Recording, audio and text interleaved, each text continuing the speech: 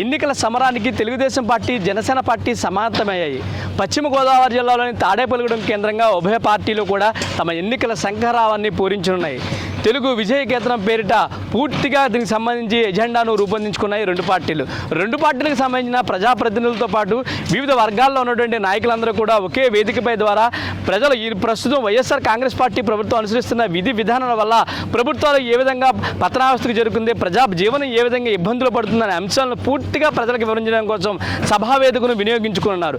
Janasena party అధినేత Pawan Kalyan, Telugu Desam party అధినేత చంద్రబాబు ఇరువురు కూడా ప్రజలను ఉద్దేశించి మాట్లాడేందుకు ఒక వేదికను ఏర్పాటు చేసుకున్నారు. దీనికి పశ్చిమ గోదావరి జిల్లా తాడేపల్లిగూడెం కేంద్రాన్ని ఎందుకు చేసుకున్నారంటే ఇక్కడ గతంలో అనేక విప్లవాత్మకమైన మార్పులు తీసుకొచ్చిన నియోజకవర్గం ఈ నియోజకవర్గం ప్రతిదీ కూడా ఇక్కడ ఏదైతే అంటే రెండు పార్టీలకు కూడా ఇది శుభ పరిణామంగా పరిగణించే అవకాశం ఉంది. గతంలో పీఆర్పీ టైంలో ఇక్కడ పీఆర్పీకి సంబంధించి పశ్చిమ గోదావరి జిల్లాలో ఒకే ఒక శాసనసభ్యులు గెలవడం జరిగింది. అది కూడా తాడేపల్లి నుంచే గెలవడం జరిగింది. అదేవిధంగా 2014లో చంద్రబాబు నాయుడు మొట్టమొదటి ఎన్నికల శంఖారావాన్ని కూడా తాడేపల్లిగూడెంలో ప్రారంభించారు.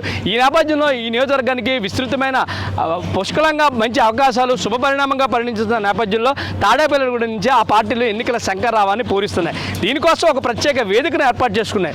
సుమారు 500 మందికి పైగా జనం కూర్చునే విధంగా ఒక వేదికను తయారు చేసుకున్నాయి. తెలుగుదేశం పార్టీ నుంచి 250 మంది, జనసేన పార్టీ నుంచి 250 మంది ప్రతినిధులు ఒక వేదిక ద్వారా ప్రజలకు తమ అమూల్యమైన సందేశాన్ని ఇచ్చేందుకు ఒక వేదికను సిద్ధం చేసుకున్నారు. వేదిక పూర్తిగా కూడా రెడీ అవుతూ మనం చూడవచ్చు. ప్రస్తుతం ఈ వేదిక ద్వారా చంద్రబాబు, పవన్ కళ్యాణ్ తమ కార్యకర్తలకు దిశ నిర్దేశించున్నారు. ఎన్నికల ఎజెండాలో సంబంధించిన అన్ని అంశాలను ప్రజల్లోకి తీసుకెళ్లేందుకు ఉన్న అవకాశాలను పుష్కలంగా వివరించనున్నారు. ఎన్నికలకు సంబంధించి ఇది రాష్ట్ర భవిష్యత్తుకు సంబంధించిన విషయం. రాజకీయ అంశాలను పక్కన పెట్టి రాజకీయ లబ్ధిని పక్కన పెట్టి కేవలం రాష్ట్ర భవిష్యత్తు అగమ్యగోచరంగా తయారైంది. రానున్న రోజుల్లో రాష్ట్రానికి సంబంధించి రాష్ట్రం యొక్క బాగోగులను పరిశీలించుకున్న ప్రతి పౌరుడు కూడా బాధ్యతగా ఓటేయాల్సిన అవసరం ఉంది. రాజకీయ పార్టీలకు, కులాలకు, మతాలకు ప్రభావితం కాకుండా ఓటును సద్వినియోగం పరచుకోవాల్సిన అవసరం ఉంది. ఆ ఓటు ఖచ్చితంగా రాష్ట్ర అభివృద్ధికి పాటుపడుతున్న పార్టీలకు ఓటేయాలని కోరుతున్నారు. ఆ నేపథ్యంలో దీనికి సంబంధించి ఈ వేదికకు ఒక ప్రాముఖ్యత సంతరించుకుంది. కాబట్టి ఇరు నాయకులు, రెండు పార్టీ నాయకులు మొట్టమొదటిసారిగా రాష్ట్రంలో ఏర్పాటు చేస్తున్న ఎన్నికల శంఖారావానికి సంబంధించి ఆయా పార్టీల విధి విధానాలతో పాటు ప్రజలకు తమ పార్టీ ద్వారా చేకూరే మేలు కూడా వివరించనున్నారు. దీని ద్వారా ఎన్నికలకు సంబంధించి ప్రతి ఓటు కూడా తమ పార్టీకి పోలయ్యే విధంగా కార్యకర్తలకు మైండ్ సెట్ తయారు చేయనున్నారు. ఇక్కడికి సుమారు 6 లక్షల మంది ప్రజలు వచ్చే అవకాశం కనబడుతుంది. 6 లక్షల మందికి ప్రజాప్రతినిధులు అంటే 6 లక్షల మంది ప్రతినిధులు ఇక్కడ చేరుకుంటారు.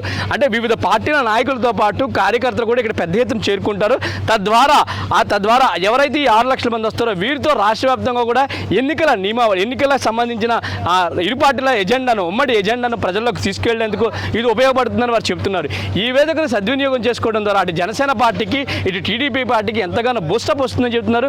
గోదావరి జిల్లాలపై దృష్టి సారించిన ఇరు పార్టీలు కూడా ఇక్కడ ఖచ్చితంగా గెలిచి తీరాల్సిన అంశాలను పుష్కలంగా పరిగణించారు. కాబట్టి గోదావరి జిల్లాలోనే మొట్టమొదటి మీటింగ్ ఏర్పాటు చేయడం జరిగింది. తాడేపల్లిగూడెం ద్వారా ఈ మీటింగ్ ఏర్పాటు చేస్తే అటు ఉభయ గోదావరి జిల్లాలో దీని ప్రభావం చాలా ఎక్కువగా ఉంటుంది. 34 స్థానాలు ఉన్న ఉభయ గోదావరి జిల్లాలో ఏ పార్టీ అయితే ఎక్కువ సీట్లను సాధిస్తుందో ఆ పార్టీ అధికారంలోకి వస్తుందనేది ఇక్కడ సాంప్రదాయబద్ధంగా కొనసాగుతుంది. ఆ నేపథ్యంలో ఖచ్చితంగా తెలుగుదేశం పార్టీ, జనసేన పార్టీలు ఇక్కడ విజయకేతనాలు ఎంతవరకు అవకాశం ఉన్నాయి, ఆ అవకాశాలను సద్వినియోగపరుచుకునే అవకాశాలను పూర్తిగా వారు వినియోగించుకుంటారు.